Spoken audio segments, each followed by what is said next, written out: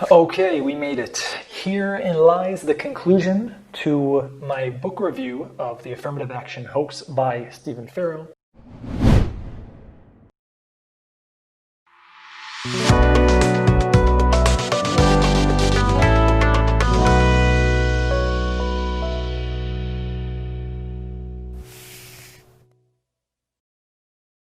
I realize I've been reading off my screen most of the time. This outline that I have is 15 pages. It's a lot to keep in mind, and I really wanted to cover things in the right order and use some of the right words that I had in there, so I hope you forgive me for that.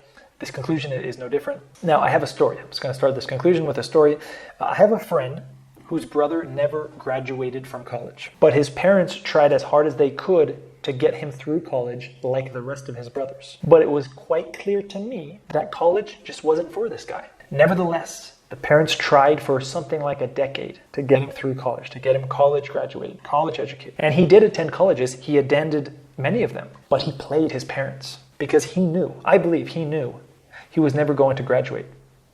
He knew college wasn't for him. He knew like I knew, but the parents were paying. So he drug that process out as long as possible. Now, what is that guy doing now, today, 2020? Well, he's running a successful business. Who would have thought? In other words, his parents' insistence that he be like the others just simply had the result of delaying his inevitable success. My own experience going to private schools, private middle school, private high school, one of the best colleges in California, I can't name a single teacher who had a profound effect on me. Not one. Maybe they all thought I had limited potential, possibly. To this day, I don't think of myself as particularly smart. I think I do well with what I have, but this idea of lower socioeconomic status folks in schools getting worse teachers, I would challenge that assumption. The few limited experiences I have with these so-called worst teachers have been surprisingly positive, including that summer camp I mentioned a few sections ago, where it was really hands-on and super high level. And as a reminder, that was a minority, that was something for minorities that somehow me and my friend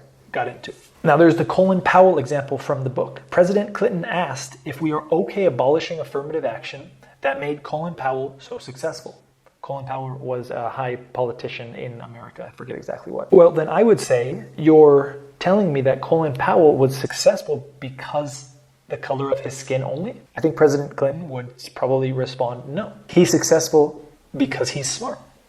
But then that negates affirmative action. In 1981, Colin Powell's commanding officer rated his performance as average and privately said if the divisions were ever to go to war, he would request Powell be replaced. That was by Charles Lane. Now, if we assume all groups are equal in abilities, and if one group is less successful than another, the inevitable conclusion is that its members are not being judged by the content of their characters. Their lack of success must be the result of discrimination. This book, specifically the employment section where I call out just simply differences in abilities resulting from being human, being man versus woman, black versus white versus Asian. Now, to end this book review, I'm going to end with a series of questions because the book had me question a lot of my own beliefs. So I would ask you, are all successful black people the result of affirmative action? If no, then I would ask, well, then why or how did some black people who didn't receive affirmative action